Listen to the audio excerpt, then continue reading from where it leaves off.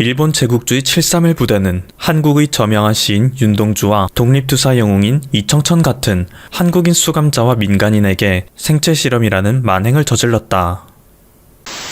미국 국립보건원 NIH는 미국 최대의 연구지원 기관으로 미국에서 각종 의료와 건강 관련 정책을 총괄하는 행정기관입니다. 2019년 한 해 동안 무려 30만 명의 과학자들에게 40조 원을 지원하였죠. 그리고 이 연구비를 지원받는 과학자들은 매년 수차례 특정 교육을 수강해야 하는데요. 이 교육의 일부인 윤리교육 파트에 일본 731의 만행이 실리게 되었습니다. 서구권 사회에서 아우슈비츠 수용소를 모르는 사람은 거의 없습니다. 하지만 731 마루타에 대해서는 아는 사람을 찾는 것이 더 힘든데요. 미국에 거주 중인 조박 교수도 이 사실을 알게 되었습니다.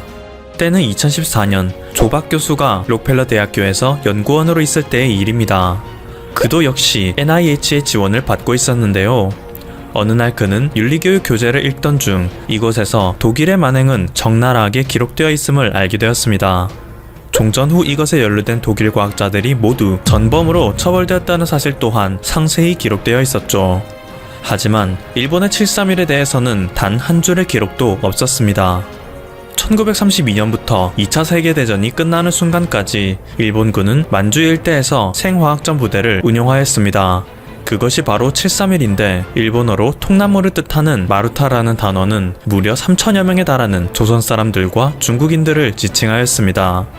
세균 감염에 대한 실험, 극한 환경에 대한 노출 등 그들은 아무런 안전장치도 없이 무방비로 실험 대상이 되었죠. 아무런 마취도 없이 각종 외과 수술의 대상이 되는 경우도 빈번했습니다. 전쟁이 끝난 후 이러한 실험 기록은 폐기되기는커녕 오히려 깔끔하게 정리된 채로 논문으로 발표되었고 일본에서는 관련자들의 공적을 치하하였습니다.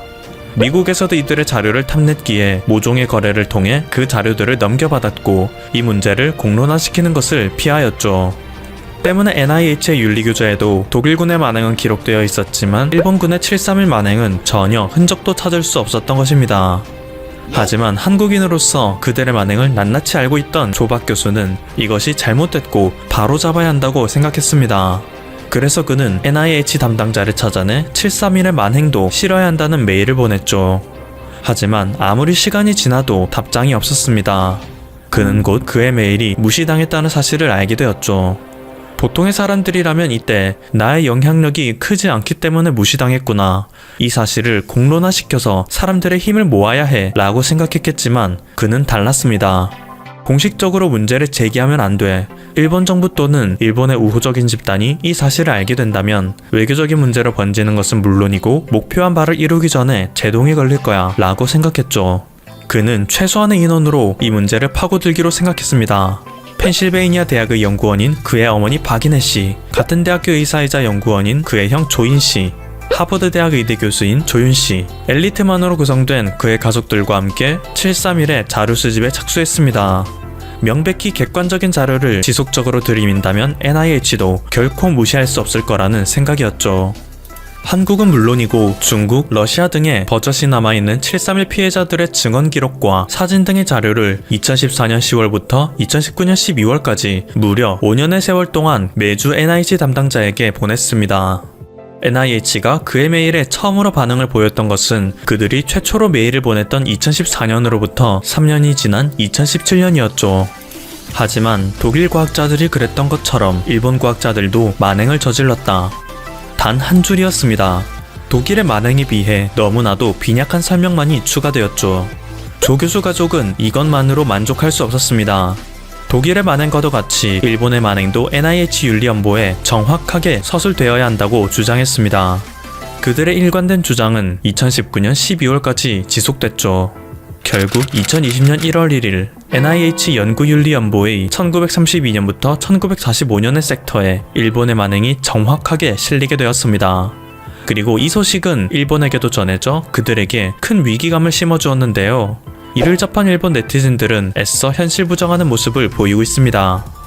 270회 이상 이메일을 보내서 수정을 요청했다고? 단순한 클레이머잖아. 이게 단순한 소설이라는 것을 조선인들은 언제 이해할 수 있을까? 그래서 증거자료의 링크는 어디 있어? 270번이나 항의를 했던 건 미쳤다는 말 아니야? 한국인들이 얼마나 음침한지 알 수 있는 에피소드네. 한국에서는 270번이나 메일을 보내는 게 일상이야? 반일이라는 망상에 사로잡힌 괴물이네. 731은 한반도 원숭이 파크의 질병으로부터 일본을 보호한 수의사 부대라고. 그냥 미국에 있는 한국인들이 미국에서 반일 활동을 했다는 기사네. 731의 대상자는 중국인, 만주인, 러시아인이야. 조선인은 피실험자에 포함되어 있지도 않아. 조선인이 우리의 땅 다케시마에 무슨 일을 저지르고 있는지도 교과서에 실어보자. 상대방을 칭찬하기 위해 해외에 나가는 한국인은 없지만 괴롭히기 위해 해외에 나가는 한국인은 정말 많아. 이게 한국인의 민족성이구나. 역시나 역사를 조작하고 일본 때리기에만 집중하네. 언젠가 이 거짓말이 모두 들키는 날 세계 사람들은 한국의 추한 모습을 알게 될 거야. 지금까지 퍼플튜브였습니다. 여러분의 구독과 좋아요 그리고 알림 설정은 컨텐츠 제작에 큰 힘이 됩니다.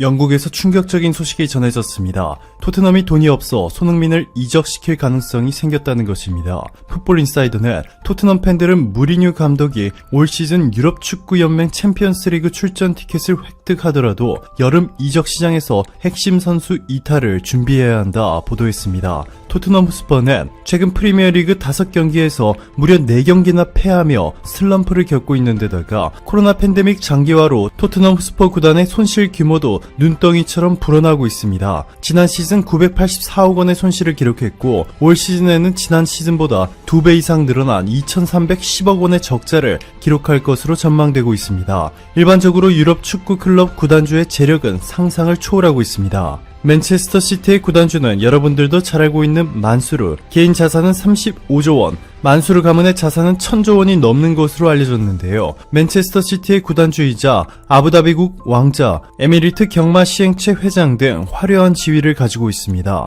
첼시의 구단주는 로만 아르카디예비치 아브라모비치, 러시아 출신의 석유 재벌이죠. 러시아 부자 순위 9위로 재산만 12조 원이 넘습니다. 이외에도 아스날 구단주 스탠 크랭케, PSG 구단주 나셰르 일 켈라이피, 잘츠부르크 구단주 디트리히 마테셰츠 등 모두 전 세계에서 아주 유명한 부자들입니다. 토트넘 구단주도 돈은 많습니다. 조 루이스 애닉 그룹 회장이 바로 토트넘의 구단주로 재산은 6조 원에 육박합니다. 1,500억 원짜리 요트도 보유하고 있죠. 자, 그런데 조 루이스 회장은 소문난 짠돌이로 알려졌고 게다가 그가 운영하고 있는 애닉 그룹은 스포츠 미디어와 레저에 전문적으로 투자하는 회사입니다.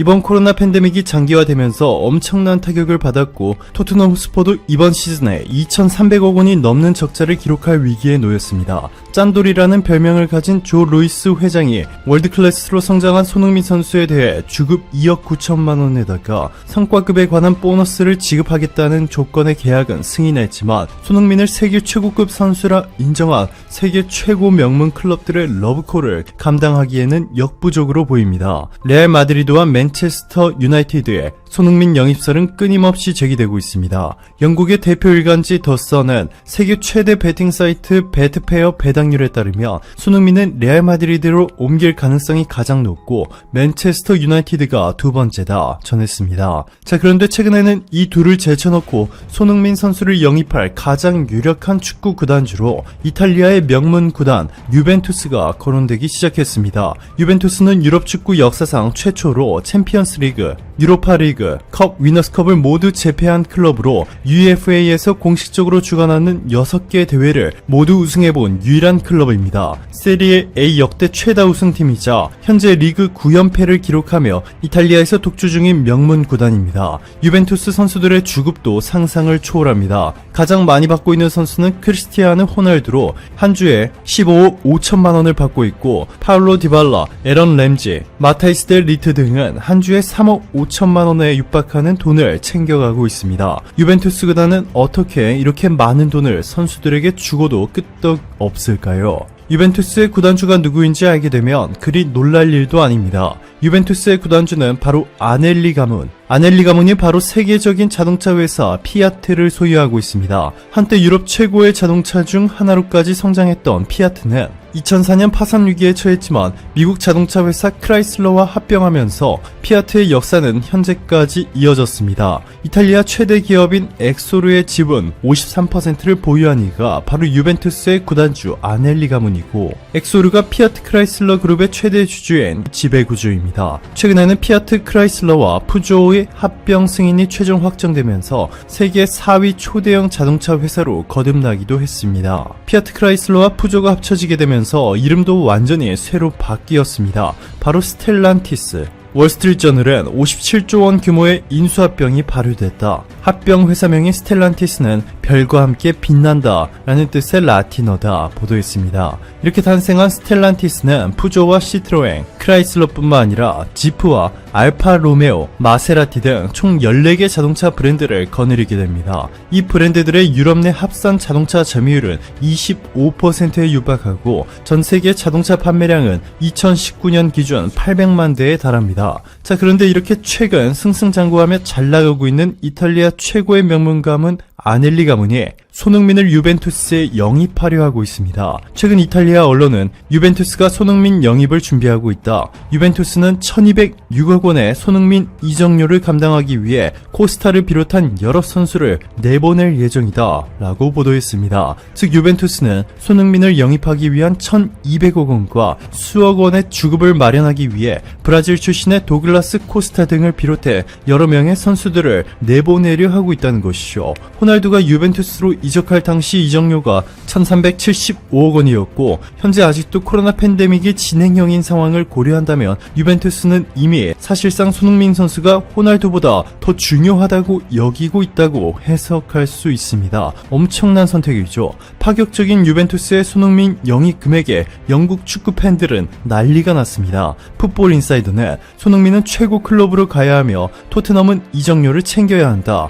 그러나 내가 토트넘의 입장이라면 손흥민은 환상적인 선수이기 때문에 붙잡고 싶을 것이다. 그의 활동과 일관성을 보면 알 수 있다. 그는 모든 사람이 원하는 선수다. 나였다면 즉시 손흥민과 재계약을 체결했을 것이다. 보도했고, 토트넘 팬 가레스 데이비스는 손흥민의 가치는 아시아에서 엄청나다. 현재 가치도 엄청나지만 그가 그라운드에 가져오는 기운을 생각하면 가치는 그 이상이다. 개인적으로 아시아 선수로서 아시아의 신과 같은 위상에 비추어 손흥민의 가치는 2300억 원을 좋게 될 것이다 전했고, 다른 토트넘 팬은 도저히 받아들일 수 없다. 토트넘이 손흥민을 판다면 가장 멍청한 짓이 될 것이다 라며 결사반대를 외쳤습니다. 또 다른 팬들은 손흥민이 케인처럼 토트넘에 남아줬으면 좋겠지만 이제 손흥민도 커리어에서 우승을 할 때가 됐다. 손흥민이 떠난다면 슬프지만 우리가 당장 우승할 수 없기에 그를 탓할 수 없다. 손흥민을 잡고 싶지만 토트넘은 그를 잡을 여력이 없다 라며 토트넘 구단이 현실적인 어려움 때문에 손흥민을 유벤투스에 넘길 수도 있는 상황에 대해 망연자실하고 있습니다. 조금 더 극단적인 반응을 보인 영국인 팬도 있었는데요. 글로벌 레딧의 토트넘 팬페이지에서 한 팬은 조세 무리뉴 토트넘 감독이 손흥민에게 굿바이 라고 말했다는 기사를 보고 난 거의 심장마비가 올 뻔했다. 다행히도 이건 제목 낚시 기사였다. 기사 내용은 전혀 달랐다 라며 안도의 한숨을 쉬었습니다. 최근 손흥민 선수의 골 수는 이전보다 줄었지만 그의 경기력은 여전히 세계 최고 수준입니다. 이에 손흥민에 대해 극찬하는 해외 언론 기사들이 쏟아져 나오고 있는데요. 영국 레전드 아그본 라오는 손흥민의 페이스는 놀랍다. 특히 내게 가장 큰 부분은 아직도 나는 손흥민이 오른발잡이인지 왼발잡이인지 모르겠다는 점이다. 선수에게 이런 부분은 매우 드문 일이다 전했고, 미국의 스포츠 전문 매체 ESPN은 손흥민은 터무니없을 정도로 대단하다 극찬했습니다. 오늘도 감사합니다. 최고로 멋진 하루 보내시길 바랄게요.